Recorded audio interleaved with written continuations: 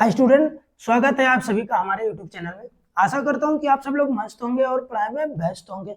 आज के इस क्लास में हम बात करने वाले हैं हेरोन के सूत्र के बारे में।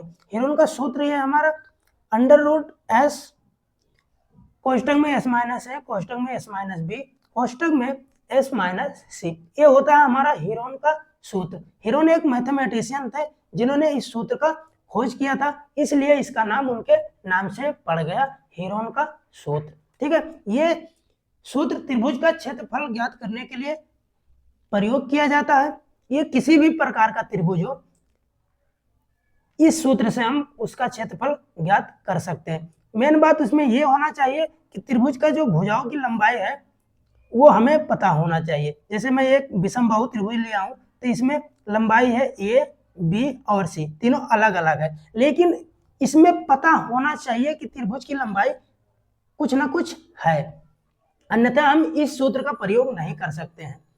ठीक है, तो मैं पहले ये बता दूं, इस सूत्र में जो प्रयोग होने वाले हैं अल्फाबेट के नंबर, यस भी है, ए बी सी, ये 4 अल्फाबेट के नंबर हैं। ये क्या होते हैं सबसे पहले मैं बताऊंगा ए बी और सी क्या है। यहाँ देख सकते हैं ए बी और सी त्रिभुज की भुजाओं की लंबाई है ना, त्रिभुज के भुजाओं की लंबाई है। और एस जो है ये हमारा त्रिभुज का अर्ध परिमाप है।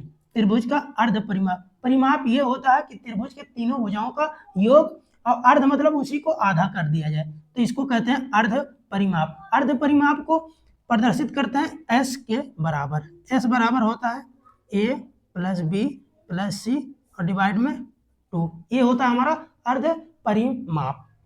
मैं एक मेन बात और बता दूं, जैसे ये हमारा है समबाहु त्रिभुज, इस समबाहु त्रिभुज का क्षेत्रफल का सूत्र होता है, क्षेत्रफल का सूत्र होता है अंडर रूट 3 डिवाइड बाई 4 गुणे ए स्क्वायर। ठीक है, और एक हमारा त्रिभुज है समकोण त्रिभुज, इसका क्षेत्रफल का सूत्र होता है 1 डिवाइड बाई 2 गुणे आधार गुणे ऊंचाई।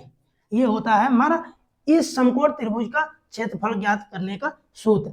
अब देखिए कि इस सूत्र का हम प्रयोग करके किसी दूसरे त्रिभुज का हम क्षेत्रफल ज्ञात नहीं कर सकते। यह समबाहु त्रिभुज का हम सूत्र प्रयोग करके किसी दूसरे अर्थात समकोण त्रिभुज का हम क्षेत्रफल ज्ञात नहीं कर सकते हैं। इसका अर्थ यह है कि जिस त्रिभुज का क्षेत्रफल ज्ञात करने के लिए सूत्र बना है उसी त्रिभुज का हम ज्ञात कर सकते हैं, अन्यथा दूसरे त्रिभुज का हम मान नहीं ज्ञात कर सकते हैं उस सूत्र को प्रयोग करके। हेरोन का एक ऐसा सूत्र है जिसके प्रयोग से हम किसी भी प्रकार का त्रिभुज है उसका हम मान ज्ञात कर सकते हैं, वो चाहे समबाहु हो, विषमबाहु हो या समकोण त्रिभुज हो, किसी भी प्रकार का त्रिभुज हो, इसका प्रयोग करके हम त्रिभुज का क्षेत्रफल ज्ञात कर सकते हैं। इसमें कंडीशन बस ये है कि त्रिभुज की भुजाओं की लंबाई हमें पता होना चाहिए। ठीक है, तो एक मैं सवाल ले लेता हूं आप लोगों को जिससे अच्छे से समझ में आ जाएगा, है ना।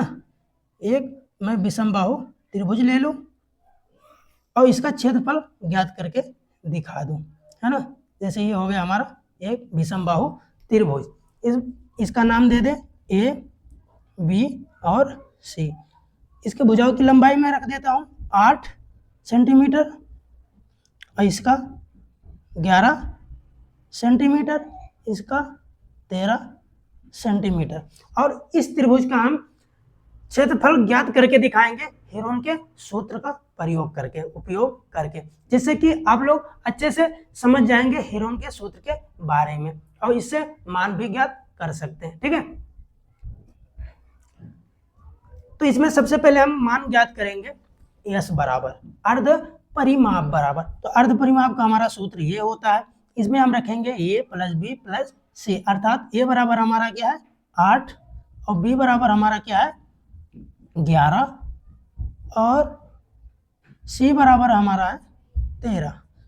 इसमें सेंटीमीटर कॉमन है तो लास्ट में हम लगा देंगे सेंटीमीटर। ठीक है, अब इसे हम 2 से डिवाइड करेंगे और आगे जोड़ लेंगे, ये जोड़ेंगे 8 और 11 19 और 13 32, तो 32 डिवाइड बाई 2, 2 से काटेंगे हो जाएगा हमारा 16। तो एस बराबर हमारा हो जाएगा 16।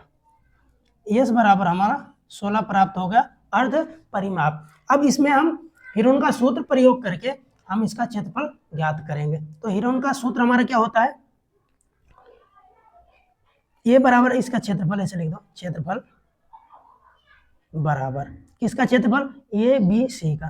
तो लिख देंगे ए बी सी, त्रिभुज ए बी सी का क्षेत्रफल ज्ञात करना है। तो सूत्र हमारा क्या है, सूत्र लिख दो, सूत्र ऊपर लिखा ही है ना। तो सूत्र ना लिख करके हम डायरेक्ट मान लिख दे रहे हैं। तो हमारा मान क्या है, हमारा s बराबर क्या है 16, कोष्टक में 16 माइनस ए अर्थात 8, ए की जगह पे हमारा 8 है और बी की जगह पे हमारा 11 है तो 11 लिख दिया, और सी की जगह पे हमारा 13 है, 13 लिख दिया। ठीक है, और सेंटीमीटर है लास्ट में, तो कैलकुलेशन में बड़ा हो जाएगा इसलिए सेंटीमीटर लास्ट में लगा दूंगा। ठीक है, तो इसको और आगे हल करेंगे। तो ये 16 को ऐसे रहने देंगे और आगे अभी केवल माइनस कर दे, जैसे 16 हो गया, 16 में से 8 गया तो हमारा बचेगा 8 ही, है ना, गुणे 8, और इसमें से जाएगा 16 में से 11 तो हमारा बचेगा 5, गुणे में बचेगा 16 में से 13 जाएगा तो हमारा बचेगा ये 3। इसको और आगे हल करते हैं, जैसे अंडर रूट में 16 लिख दिया जाए तो इसका वर्गमूल निकल के 4 आएगा। तो 16 का वर्गमूल डायरेक्ट बन सकता है, इसके लिए हम 4 को बाहर निकाल देंगे। अंडर रूट में हम लिखेंगे 8 को हम लिख सकते हैं 2 गुणे 2 गुणे 2, ये बराबर होता है 8। तो इसको हम लिख देंगे 2 गुणे 2 गुणे 2 गुणे 5 गुणे 3, हमारा पहले से है ही, तो इस प्रकार से लिख देंगे। और इस सूत्र का प्रयोग करने से पहले आप लोगों को वर्गमूल निकालने भी आना चाहिए, इसमें वर्गमूल बहुत ही महत्वपूर्ण है। तो इसको और आगे हल करेंगे, 4 पहले से है तो 4 लगा देंगे। अब देखिए इसका जोड़ा बन रहा है तो 2 हम बाहर निकाल लेंगे, तो अंडर रूट में बचेगा ये 2 गुणे 5 गुणे 3, ये बच जाएगा। इसको और आगे हम सॉल्व करेंगे तो ये हो जाएगा 4 का गुणा होगा 2 में तो ये हो जाएगा, इसको ऐसे रहना, ये हो जाएगा 8, और अंडर रूट में 2 5 10 3 30, और सेंटीमीटर है तो ये सेंटीमीटर स्क्वायर हो जाएगा क्योंकि इसका ये क्षेत्रफल है। तो ये हो जाएगा हमारा आंसर। इस त्रिभुज का क्षेत्रफल हमारा इतना आ गया है 8 अंडर रूट 30, है ना। आशा करता हूँ कि आप सब लोग हेरोन के सूत्र के बारे में अच्छे से जान गए होंगे। यदि आप सबको जानकारी हो गई है तो एक प्यारा सा कमेंट कर दीजिए और लाइक भी कर दीजिए, जिससे हमें पता लग जाएगा कि हमारे स्टूडेंट जो है समझ रहे हैं और स्टडी कर रहे हैं अच्छे से। यदि हमारे चैनल पे आप सब लोग पहली बार आए हैं तो चैनल को भी सब्सक्राइब कर लीजिए। मिलते हैं छोटे से ब्रेक के बाद।